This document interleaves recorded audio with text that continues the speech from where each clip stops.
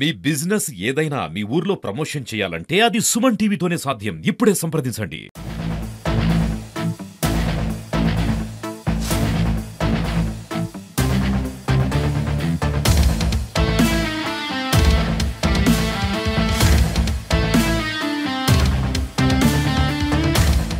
టీజీటీఏ టీజీఆర్ఎస్ఏ తెలంగాణ రాష్ట్ర రెవెన్యూ ఉద్యోగ సంఘం కార్యవర్గ సమావేశం యాదాద్రిలో అట్టహాసంగా సాగింది.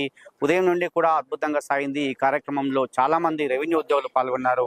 ఈ కార్యక్రమానికి జాక్ చైర్మన్ లచ్చిరెడ్డి గారు రావడం జరిగింది. అదేవిధంగా తెలంగాణ రాష్ట్ర రెవెన్యూ ఉద్యోగుల సంఘం రాష్ట్ర అధ్యక్షుడు దగ్గరుండి కార్యక్రమాన్ని ఏర్పాటు చేసి అట్టహాసంగా ఈ కార్యక్రమాన్ని పూర్తి చేశారు. మనతో రామరెడ్డి సార్ అందరూ మాట్లాడదాం. సార్ చెప్పండి, నిజంగా ఈ కార్యక్రమం మీరు ముఖ్య ఉద్దేశం ఏమిటి? నిజంగా మీరు సాధించినటువంటి విజయాలు ఏంటి?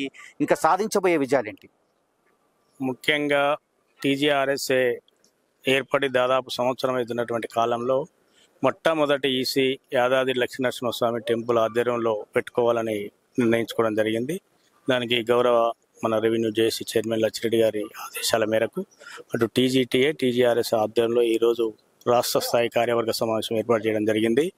గత ఈ కాంగ్రెస్ ప్రభుత్వం వచ్చిన ఈ 2 సంవత్సరాల కాలంలో రెవెన్యూ పరంగా సాధించినటువంటి విషయాలన్నింటినీ అసోసియేషన్ పరంగా ప్రభుత్వం దృష్టికి తీసుకుపోయి గౌరవ ముఖ్యమంత్రి రేవంత్ రెడ్డి గారు, గౌరవ రెవెన్యూ శాఖ మంత్రి పొంగులేటి శ్రీనివాసరెడ్డి సహాయ సహకారాలతోటి ఈరోజు గ్రామ స్థాయిలో తిరిగి రెవెన్యూ వ్యవస్థని జీపీఓల రూపంలో దాదాపు 11,000 మందిని మరి సాధించుకున్న సందర్భాన్ని కూడా సమావేశం ఏకగ్రీవంగా ఈ ప్రభుత్వానికి అభినందనలు తెలియజేస్తూ కృతజ్ఞతలు తెలియజేయడం జరిగింది.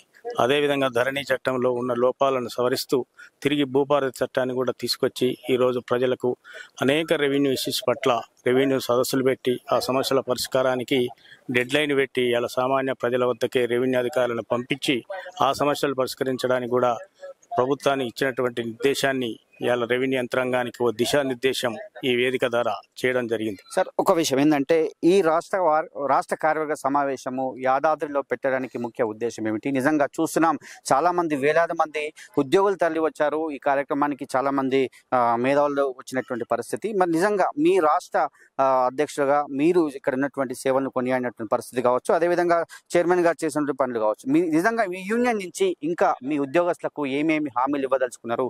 వారి కోసం మీరు ఏమేమి చేయదలుచుకున్నారు? ముఖ్యంగా ఈ ప్లేస్ ఎంచుకోవడానికి యాదాద్రి నరసింహస్వామి సన్నిధిలో ఏ కార్యక్రమం తలపెట్టినా చేపట్టినా అది దిగ్విజయం అవుతుంది అనేటువంటి ఉద్దేశంతో ఈ ప్లేస్ ఎంచుకోవడం ఇక్కడ స్వామివారి సన్నిధిలో ఏర్పాటు చేయడం జరిగింది. గత 2.5 సంవత్సర కాలంలో ఈ ప్రభుత్వంలో సాధించిన విజయాలని మా యావత్తు రెవెన్యూ ఉద్యోగులందరికీ వివరిస్తూ ఇంకా ఏ అయితే ఇష్యూస్ ఉన్నాయో ప్రజలకు అటు సమాజానికి ఇటు ప్రభుత్వం మధ్య వారధిలుగా పనిచేస్తున్నట్టు రెవెన్యూ ఉద్యోగులుగా మా బాధ్యతలను కూడా మేము కింది స్థాయిలో ఉన్న అన్ని జిల్లా అధ్యక్ష ప్రధాన కార్యదర్శులకు నిర్దేశించి రేపు రాబోయే ఈ రాష్ట్ర ప్రభుత్వంలో ప్రజల కోసం తీసుకున్నటువంటి సంక్షేమ కార్యక్రమాలు అనుకోండి, ఇంకా అనేక రెవెన్యూకి సంబంధించిన చట్టాల అమలులో కూడా రెవెన్యూ ఉద్యోగుల యొక్క కీలక పాత్రని ఈ రెవెన్యూ ఉద్యోగులందరికీ గుర్తు చేస్తూ మన యొక్క పనితీరు పట్ల ఇంకా ఎక్కువగా ఎఫెక్టివ్గా పనిచేసి ఈ ప్రభుత్వం దగ్గర ఇంకా ఎక్కువ మార్కులు సాధించాల్సినటువంటి బాధ్యత మనందరిపైన ఉందని మా వాళ్ళందరికీ గుర్తు చేయడం జరిగింది. ఉదయం నుంచి కూడా చాలా హ్యాపీగా ఉన్నటువంటి ఉద్యోగస్తులు చాలా మంది హ్యాపీగా ఉన్నారు. ఎంతో మంది వేలాది మంది ఉద్యోగస్తులు తరలి వచ్చారు నిజంగా ఈ సమావేశానికి. మన చైర్మన్ గారు కూడా ఆసక్తికరమైనటువంటి వ్యాఖ్యలు చేసిన పరిస్థితి. ఎందుకంటే ఉద్యోగస్తులు చాలా మంది చాలా సమస్యలు ఉన్నాయి, వాటిని పరిష్కరిస్తామంటారు. రాష్ట్ర అధ్యక్షునిగా మీరు కూడా దాంట్లో భాగస్వాములు అవుతున్నారా? తప్పకుండా ఈరోజు గౌరవ ముఖ్యమంత్రి, గౌరవ రెవెన్యూ శాఖ మంత్రులు మరియు మా రెవెన్యూ జేసీ చైర్మన్ లచ్చిరెడ్డి గారి సారథ్యంలో అటు టీజీటీఏ కానీ ఇటు టీజీఆర్ఎస్ఏ కానీ నిరంతరం 24 గంటలు రెవెన్యూ ఉద్యోగుల వెల్ఫేర్ గురించి కానీ రెవెన్యూ ఉద్యోగుల యొక్క ప్రమోషన్స్ కానీ హక్కుల విషయంలో కానీ నిరంతరం పనిచేస్తున్నాం. ఇక ముందు కూడా పనిచేస్తాం. ఈ ప్రభుత్వానికి ఎక్కడ కూడా చెడ్డ పేరు రాకుండా ఈ రెవెన్యూ డిపార్ట్మెంట్ మీద రెవెన్యూ ఉద్యోగుల మీద ఎంతైతే విశ్వాసం ప్రగాఢ నమ్మకంతో ప్రభుత్వం ఉందో దాన్ని ఆ నమ్మకాన్ని విశ్వాసాన్ని ఉంచుకోవడానికి మా యొక్క పనితీరు ఉంటుందని చెప్పేసి ఈ సందర్భంగా మనవి చేస్తాం. ఒక విషయం సార్, లాస్ట్ ఫైనల్ గా మీరు సాధించబోయే విజయాలు ఏమేమి ఉన్నాయి? ఇంకా ఏమేమి కార్యక్రమాలు రెవెన్యూ ఉద్యోగస్తులకు మీరు ఇవ్వబోతున్నారు? ఇంకా రెవెన్యూ ఉద్యోగస్తులు ఎందుకంటే చాలా కష్టపడుతున్నారు. భూభారత్ వచ్చిన తర్వాత కావచ్చు ఎన్నో కష్టపడినటువంటి పరిస్థితి కనిపిస్తుంది. ఎప్పటికి కూడా 24 hours మీరు గ్రౌండ్ లో ఉంటున్నారు.